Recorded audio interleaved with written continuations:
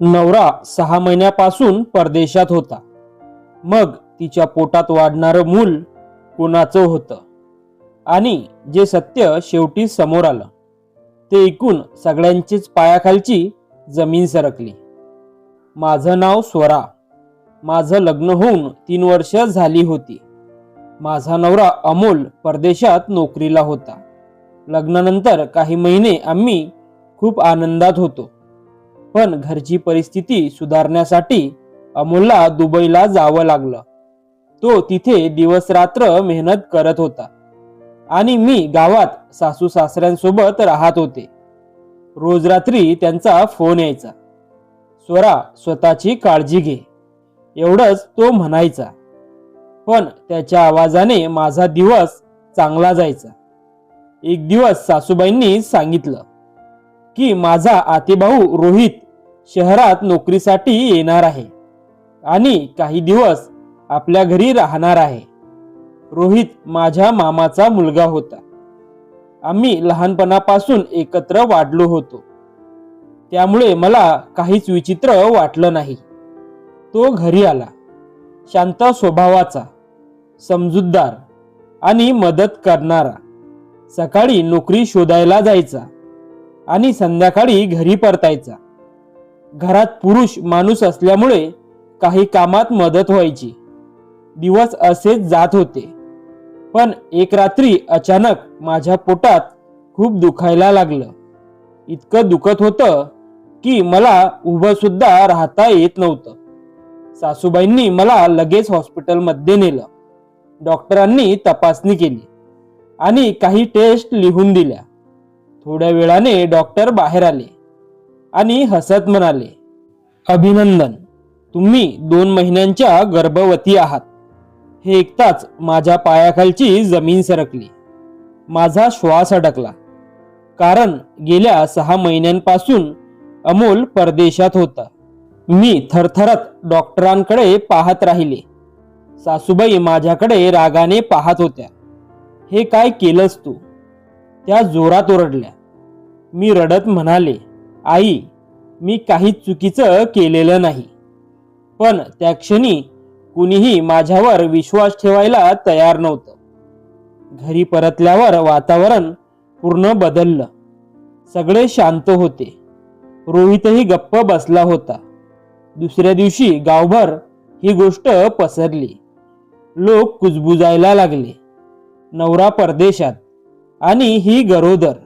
घरात आतेभाऊ राहत होताना. अशा बोलण्याने माझं जगणं कठीण झालं. मी घराबाहेर पडणं बंद केलं. रोहितलाही खूप वाईट वाटत होतं. तो म्हणाला, माझ्यामुळे तुझ्यावर संशय घेतला जातोय. पण माझ्याकडे काही उत्तर नव्हतं.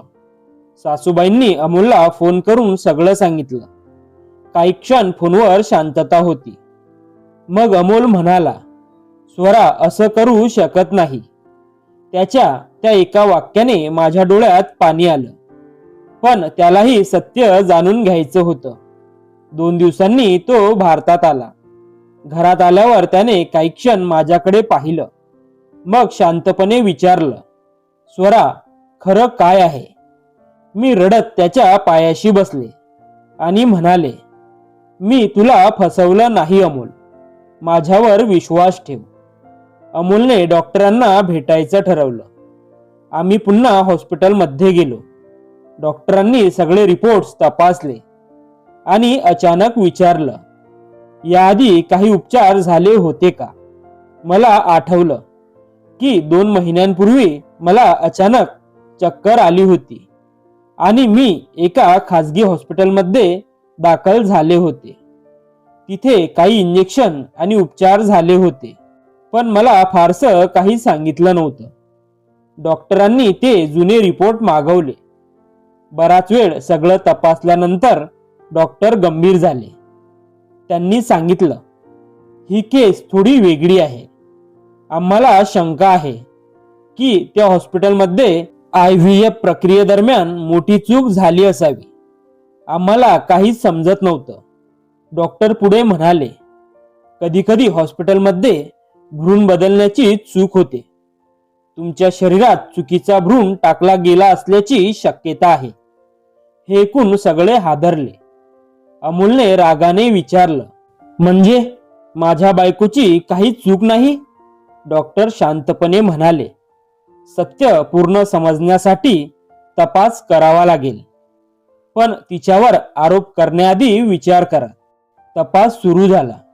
हॉस्पिटलमधील CCTV, फाईल्स, स्टाफची चौकशी आणि काही दिवसांनी धक्कादायक सत्य समोर आलं. त्या दिवशी हॉस्पिटलमध्ये IVF ट्रीटमेंट सुरू होती. निष्काळजीपणामुळे दुसऱ्या जोडप्याचा भ्रूण चुकून माझ्या नावावर गेला होता. म्हणजे माझ्या पोटात वाढणारं मूल हे दुसऱ्या कोणाचं होतं. हे सत्य समोर येतात सगळे शांत झाले. अमोल माझ्या जवळ आला. त्याच्या डोळ्यात पश्चाताप होता. तो म्हणाला, माफ कर स्वरा, मी तुला समजून घेतलं नाही. मी जोरात रडायला लागले, कारण त्या काही दिवसात मी जिवंतपणी मेल्यासारखी झाली होती. गावात बातमी पुन्हा पसरली. जे लोक माझ्यावर बोट दाखवत होते तेच आता शांत झाले होते, पण माझ्या मनावरचे घाव खूप खोल होते. मी सासूबाईंना विचारलं, आई, जर हे सत्य बाहेर आलं नसतं तर? त्यांच्याकडे उत्तर नव्हतं. रोहित गाव सोडून जायला निघाला.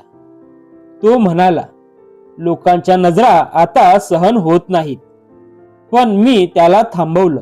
तुझी काही चूक नाही, मी म्हणाले. अमोलनेही त्याला मिठी मारली. काही महिन्यांनी त्या हॉस्पिटलवर केस झाली. निष्काळजीपणासाठी डॉक्टरांवर कारवाई झाली. दुसऱ्या जोडप्यालाही सत्य कळलं. तेही हादरले होते. खूप चर्चेनंतर एक निर्णय झाला. माझ्या पोटात वाढणाऱ्या त्या निष्पाप जीवाला मीच जन्म देणार होते. 9 महिने पूर्ण झाले. मी एका गोंडस मुलीला जन्म दिला. तिला पहिल्यांदा हातात घेतलं तेव्हा माझ्या डोळ्यात अश्रू आले. अमोल माझ्या बाजूला उभा होता. तो हसत म्हणाला, ही देवाने घेतलेली परीक्षा होती आणि तू जिंकलीस. त्या दिवशी मला एक गोष्ट समजली. विश्वास हा कोणत्याही नात्याचा सर्वात मोठा आधार असतो आणि संशय तो एका क्षणात संपूर्ण आयुष्य उद्ध्वस्त करू शकतो. जर ही कथा तुम्हाला आवडली असेल तर व्हिडिओला लाईक करा, शेअर करा आणि कमेंट करा आणि आपल्या मॉरल स्टोरी चॅनलला सबस्क्राईब करा, कारण अजून अशा खऱ्या आणि खोल कथा इथे येणार आहेत. धन्यवाद.